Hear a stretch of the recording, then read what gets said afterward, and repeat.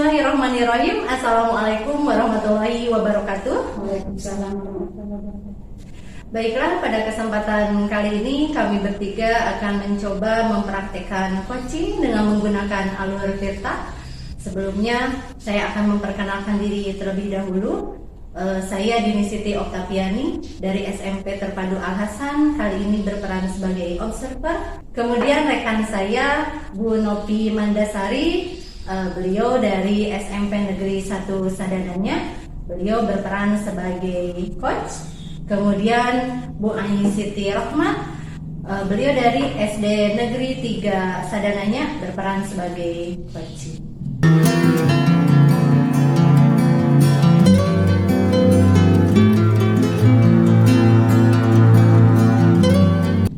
Baiklah, sebelum dimulai praktek coachingnya, ada beberapa hal yang ingin saya tanyakan terlebih dahulu sebagai observer kepada coach, yaitu Bu Nopi. Ya, Bu Nopi harus mengetahui sebagai coach di sini ada beberapa rubrik penilaian yang akan dinilai ketika Bu Nopi melakukan praktek coaching nantinya. Yang pertama yang ingin saya tanyakan, kira-kira kompetensi apa yang ingin dikembangkan oleh Bu Nopi dalam percakapan ini nanti? Dalam melaksanakan praktik coaching nanti, saya ingin mengembangkan 3 kompetensi. Yang pertama yaitu kehadiran penuh, kompetensi yang kedua mendengarkan aktif, dan yang ketiga adalah mengajukan pertanyaan yang berbobot. Jadi memang semuanya ingin Bu Nopi kembangkan gitu ya, Bu. Yang kedua, kira-kira apa saja yang akan diobservasi dalam praktek coaching tersebut? Yang akan saya observasi yang pertama itu mencari penyebab atau kendala yang muncul dari permasalahan yang dialami oleh coach. Jadi nanti saya akan mencari penyebabnya. Yang kedua itu adalah menggali kemungkinan solusi atau langkah-langkah dan juga strategi dari permasalahan coaching. Jadi mungkin yang akan coba dikembangkan oleh Bu Nopi itu ada 2 hal mungkin ya. Ya, baik sekali. Ini untuk yang terakhir ya, Bu Nopi. Kira-kira indikator ketercapaian oleh Bu Nopi itu apa saja? Yang akan dikembangkan tentunya ya. Akan saya kembangkan untuk mencapai tujuan dari praktek coaching ini, yaitu bisa menentukan solusi dari permasalahan yang dialami oleh coachingnya, Bu. Ya, baik sekali. Mudah-mudahan nanti praktek coachingnya bisa berjalan dengan lancar ya, Bu Nopi dan Bu Ani. Baiklah, saya persilakan untuk mempraktekkan proses coaching.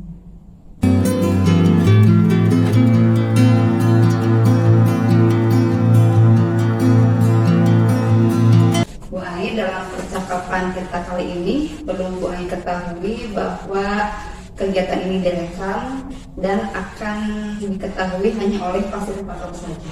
Nanti kita mulai praktek coachingnya. Bu Ai, apa kabar? Alhamdulillah, Bu. Baik-baik saja, Bu. Alhamdulillah baik, Bu. Tapi kelihatannya kok Ibu seperti yang sedih, Bu. Apa yang menyebabkan Ibu sedih? Kelihatannya, Bu. Iya, kelihatan banget Ibu sedih nih. Iya sih, sebenarnya lagi sedih, Bu. Saya itu merasa sedih, Bu, melihat anak-anak yang akhlaknya menurun. Dia banyak menggunakan kata-kata kasar atau menyebutkan nama binatang, Bu. Saya ingin minta bantuan kepada ini. Boleh, Bu Ai, dengan senang hati saya akan membantu sebisa saya. Kira-kira apa rencana pertemuan hari ini? Saya ingin mendapatkan pencerahan, Ibu, bagaimana pembiasaan yang efektif untuk dilakukan agar anak-anak itu bisa mengurangi penggunaan kata-kata yang belum baik atau meningkatkan penggunaan penggunaan itu. Oh iya, maksud efektif menurut Bu Ai itu ya seperti apa? maksud efektifnya itu Bu, jadi pembiasaan itu bisa berdampak terhadap anak sehingga terjadinya kesadaran diri pada anak mulai bisa mengurangi penggunaan kata-kata yang belum baik itu serta penyebutan nama binatang itu. Kemudian untuk kondisi idealnya, bagaimana kondisi ideal yang diinginkan? Nah, kondisi ideal yang saya inginkan itu bahwa anak-anak itu sudah bisa memilah dan memilih tidak penggunaan kata-kata yang baik itu Bu, ketika melakukan komunikasi dengan temannya. Jadi intinya si anak itu sudah mempunyai kesadaran diri untuk menggunakan kata-kata yang digunakan kepada temannya itu. Memang selama ini kebiasaan seperti apa yang sudah Bu Ani lakukan? Jadi selama ini kebiasaan yang sudah saya lakukan itu yang pertama saya itu menasehati anak dengan lemah lembut Bu. Terus saya juga ketika saya menjadi pembina upacara saya menyampaikannya berulang-ulang tentang pengarangan ya Bu, tentang penggunaan kata-kata yang belum baik sehingga harus ditingkatkan Bu. Kenapa? Karena itu merupakan suatu alat puji yang harus dimiliki oleh anak-anak sekarang ini, cuman kayaknya itu belum efektif Bu. Jadi hal itu belum efektif dilakukan Ibu ya. Nah kemudian seberapa efektif memangnya pembiasaan yang berjalan jika Ibu ukur nih dalam rentang 1 sampai 10 ada di skala berapa? Mungkin skala 5 ya Bu.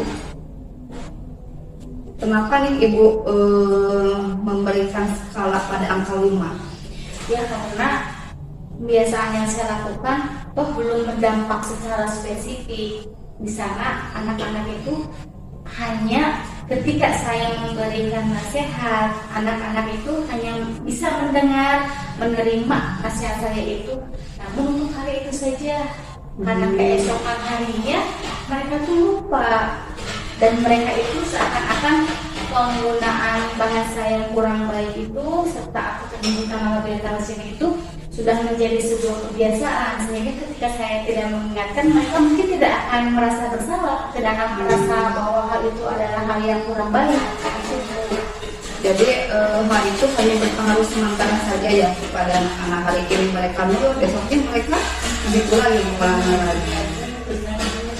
Nah kalau ingin ditingkatkan nih Bu Ai, misalkan perilaku anak tersebut ditingkatkan dalam skala berapa dari tadi yang skala 5-nya?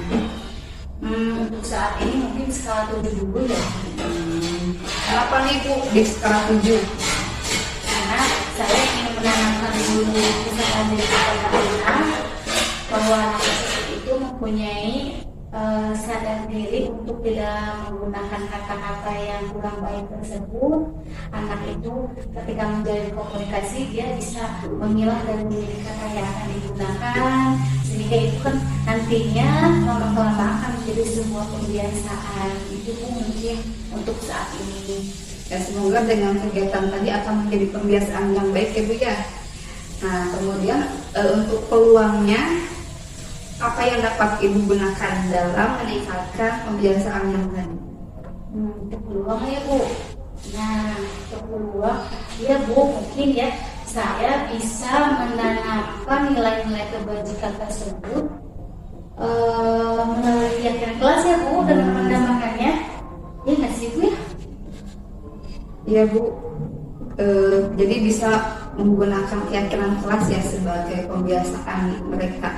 Mereka juga kan sudah membuat kamu ya di kelasnya. Nah ada lagi tidak Bu selain keyakinan kelas yang bisa Ibu lakukan? Itu ya kan tadi kan tentang kesadaran diri ya Bu. Itu kan sangat penting ya, poin penting di sini itu. Jadi saya akan mencoba Bu menerapkan pembelajaran sosial yang diintegrasikan dalam pembelajaran mengenai kesadaran diri itu Bu. Semoga dengan terusnya dilatih kesadaran diri itu bisa meningkat Bu. Mungkin seperti itu. Ya saya setuju ya Bu ya, dengan pembiasaan atau pembelajaran PSA itu bisa meningkatkan kompetensi anak. Kemudian kemudian nanti dalam menjalankan yang Ibu katakan itu, kira-kira ada tidak hambatan yang akan terjadi?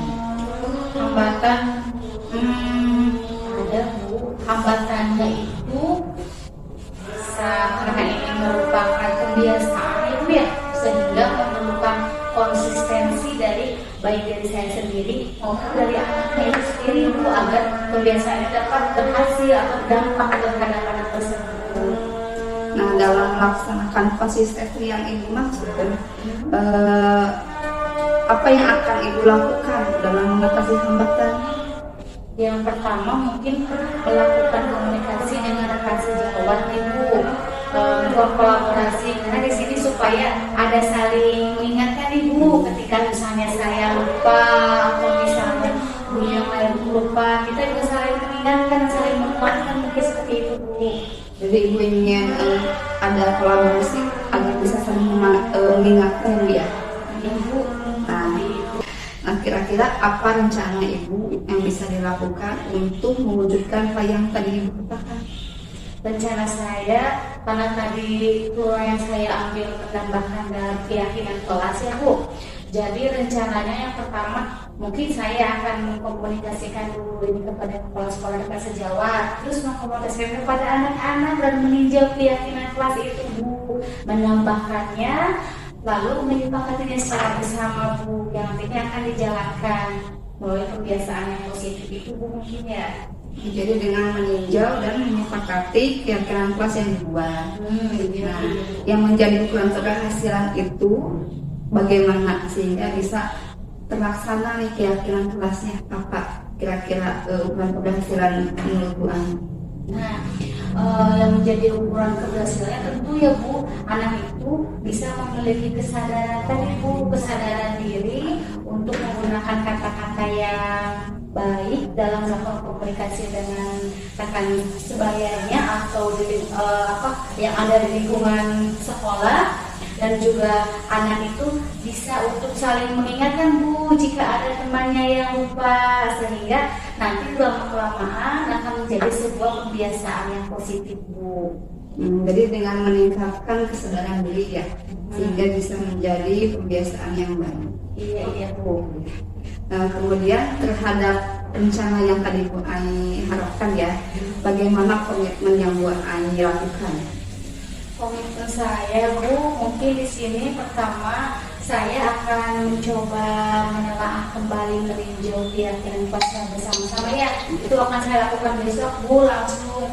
Nah setelah itu menyepakati dengan anak-anak, terus menjalankan program ya kebiasaan tersebut dengan berkolaborasi dengan guru kelasnya tentunya dan guru-guru yang lainnya yang akan untuk saling mengingatkan dan menguatkan Bu, supaya berdampak kebiasaan itu terhadap semua pihak mungkin ya, khususnya peningkatan terhadap keterampilan kesadaran diri anak dalam menggunakan penggunaan kata-kata yang baik.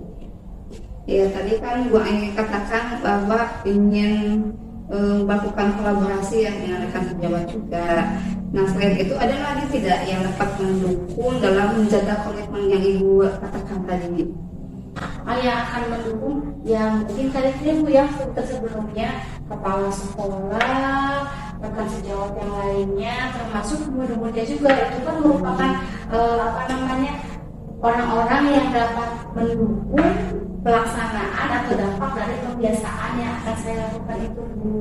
Nah Bu, dalam komunikasikannya dengan kepala sekolah dan juga dengan dekan guru, ada tidak yang dapat Ibu libatkan dalam menjaga komitmen yang tadi? Ada Bu, tentunya orang tua ya Bu, saya lupa. Oh iya, orang tua ya Bu. Iya Bu, ya orang tua Bu. Nah, dari percakapan kali ini kira-kira apa saja yang Bu Ai dapatkan? Nah, dari percakapan kali ini saya mendapatkan pencerahan Bu, pencerahan bagaimana cara yang efektif melakukan kebiasaan untuk mengurangi penggunaan kata-kata yang kurang baik ya, atau menyebutkan nama binatang terhadap anak-anak kebun saya yang saya lakukan itu. Oh, jadi Bu Ai sekarang sudah mendapat pencerahan dan tidak sedia lagi dong ya kalau Iya, sudah terima kasih sudah gembira sekarang. Oh, kasih juga sama-sama untuk Bu Aya, dan tetap semangat ya Bu ya. Siap Bu. Mungkin saya mau ke ini dulu Bu, mau ke kelas dulu. Siap Bu. Saya tunggu nanti bagaimana perkembangan anaknya ya Bu ya. Siap Bu, nanti kita ketemu lagi. Permisi ya Bu ya Ayah. Assalamualaikum. Waalaikumsalam.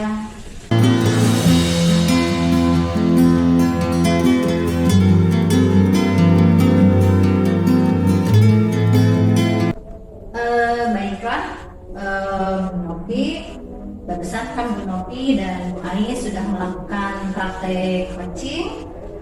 Selanjutnya saya akan menanyakan beberapa pertanyaan berkaitan dengan praktek coaching tersebut. Yang pertama, kira-kira apa yang sudah Bu Novi lakukan dalam proses coaching tersebut? Yang sudah saya lakukan diantaranya menggali beberapa hal yang ada di dalam diri coaching dalam rangka menemukan solusi dari permasalahan yang sedang dia hadapi. Kemudian selain itu apa lagi? Nah, selanjutnya saya juga mencoba melakukan proses coaching tersebut dengan menggunakan alur cerita. Oh iya, memang barusan saya melihat praktek yang dilakukan oleh Bu Ai dan Bu Novi. Bu Novi sebagai coach memang sudah melakukan praktek coaching menggunakan dengan alur cerita. Itu bagus sekali ya pemahaman Bu Novi terhadap alur cerita. Terima kasih Bu. Iya, sama-sama Bu Novi. Ya, seterusnya mungkin ini yang terakhir ya Bu Novi. Kira-kira kompetensi apa lagi yang ingin dikembangkan oleh Bu Novi terhadap kompetensi coaching? Dalam kompetensi coaching, saya ingin lebih mengembangkan pertanyaan berbobotnya ya Bu ya. Iya. Karena terus terang ini menurut saya agak sulit ya Bu ya dalam mengajukan pertanyaan berbobot. Makanya diperlukan pembiasaan untuk bisa menggali pertanyaan tersebut sehingga bisa mengarahkan coach dalam menemukan permasalahannya. Baiklah, jadi itu yang ingin dikembangkan. Memang kebanyakan dalam proses coaching itu kebanyakan kompetensi yang masih ingin dikembangkan oleh para coach itu dalam menentukan pertanyaan berbobot dengan alasan yang tadi salah satunya yang disampaikan oleh Bu Novi. Ya, baiklah, mungkin itu sesi praktek coaching pada kasus kali ini. Kurang lebihnya kami mohon maaf yang sebesar-besarnya. Saya akhiri. Wassalamualaikum warahmatullahi wabarakatuh. Waalaikumsalam warahmatullahi wabarakatuh.